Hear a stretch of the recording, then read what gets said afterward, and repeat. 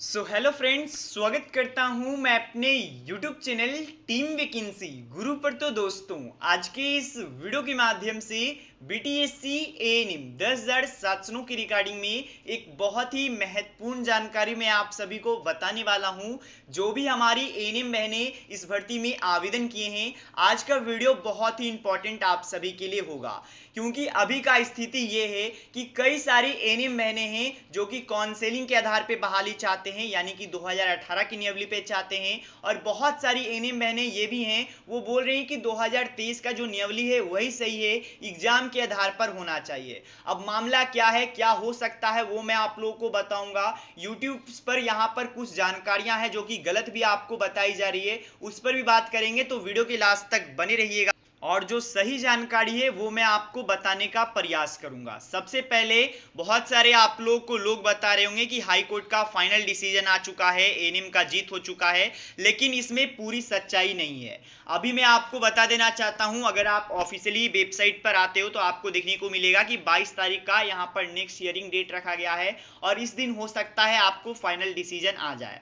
देखिए, आप लोग तो यहाँ पर लगातार बहुत सारे रिपोर्ट्स देख रहे होंगे, बहुत सारे वीडियोस देख रहे होंगे, मौखिक अपडेट आ रहा है, लेकिन आपको कोई भी ऑफिशियली नोटिस नहीं देखने को मिलेगा कि अभी के लिए कि केस फाइनल हो चुका है। अब जब तक केस फाइनल नहीं हो सकता है तब तक आप कुछ भी कहने का आप कर सकते हो, नतीजे पे आप नहीं जा सकते हो।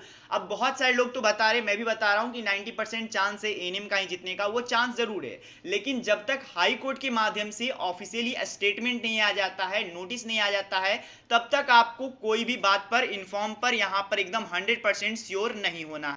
अब जैसे ही ये जानकारी आया कि एएनएम केस जीत चुकी हैं, जो कि एक तरीके से आप बोलिए एकदम सही बात तो नहीं है कि एएनएम केस जीत चुकी हैं, क्योंकि अगला सुनवाई डेट दिया गया है। उसके बाद जिन लोगों का भी आप कह सकते हो जिनका काउंसलिंग था वो घबरा गए, उन लोगों का, बहुत सारे लोगों का मुझ पे व्हाट्सएप मैसेज आने लगा कि सर यहाँ पर क्या जो आप कह रहे हो कि यहाँ पर केस जीत चुका गया है, तो क्या जो काउंसलिंग का प्रक्रिया चल रहा है वो खत्म हो जाएगा, हमारा इस दिन को काउंसलिंग है, क्या होगा नहीं होगा। तो देखिए, सबसे पहले तो आपको कोई भी चीजों पर इन्फॉर्म होना है, एकदम 100% श्योर होना है जब ऑफिशियली सूचना है। अभी आपके लिए कोई भी ऐसा सूचना नहीं आ रहा है। जो प्रक्रिया चल रहा है अभी के समय में, आप लोग का काउंसलिंग चल रहा है, जो भी 8,000 कुछ लोग चयनित हुए हैं, 8,700 जो कुछ लोग चयनित हुए हैं, आप लोग का जो प्रक्रिया चल रहा है उसमें आपको इन्वॉल्व होना है। आप लोग का काउंसलिंग में इस दिन का निर्धारित है तो आपको उस दिन काउंसलिंग में जाना है। जब तक बीटीएससी के माध्यम से कोई भी ऑफिशियली स्टेटमेंट नहीं आ जाता है, तब तक आप लोग को घबराने की कोई बात नहीं है दोस्तों। बाकी अब बहाली में क्या नहीं होगा, क्या नहीं होगा, जब तक हाई कोर्ट का ऑफिशियली स्टेटमेंट और लास्ट स्टेटमेंट नहीं आ जाता है, तब तक कहने का कोई भी तत्पर्य नहीं होगा और कोई भी बात नहीं होगा। बहुत सारे जो यहाँ पर आप कह सकते हो, जैसा कि मैंने बताया, दो ग्रुप्स में एएनएम अब बंटने लगी हैं धीरे धीरे।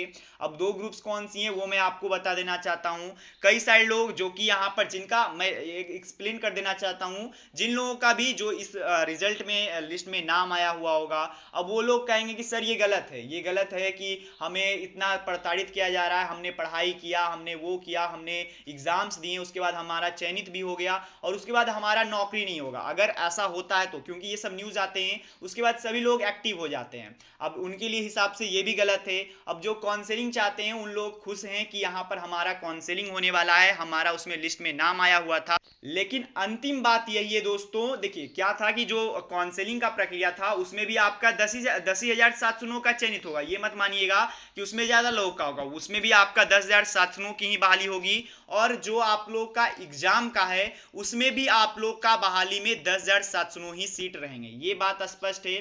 अब प्रक्रिया कोई भी हुए, लोग उतने ही के उतने ही चयनित होंगे, लेकिन इसमें क्या है कि काउंसलिंग में करीबन 30,000 लोग का उम्मीद बना हुआ है। 30,000 लोग का किस लिए?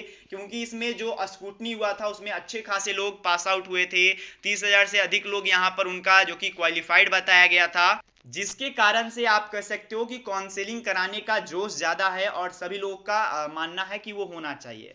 अब देखिए, मैं ये नहीं कहता हूं कि ये गलत है वो सही है, दोनों का अगर आप राय देखिएगा उन दोनों का, तो दोनों अपने अपने जगह पर सही है। मैं आपको गलत नहीं करना चाहता हूं, आपको सही नहीं कहना चाहता हूं। जब तक हाई कोर्ट का ऑफिशियली स्टेटमेंट नहीं आ जाता तब तक आप लोग घबराइए मत। अब जैसे ही जो भी डिसीजन हाई कोर्ट लेगी सोच समझ के ही लेगी, और जो भी सही होगा वही डिसीजन लिया जाएगा। हाई कोर्ट तो आपको पता है जुडिशरी सिस्टम जो है इंडिपेंडेंट होता है, वो किसी के भी पक्ष में और किसी के विपक्ष में नहीं आती है। जो सही होता है वही डिसीजन को लिया जाता है। बाकी अब कल के डेट में देखना होगा कि क्या स्टेटमेंट आता है हाई कोर्ट के माध्यम से, अब क्या निर्णय लिया जाता है।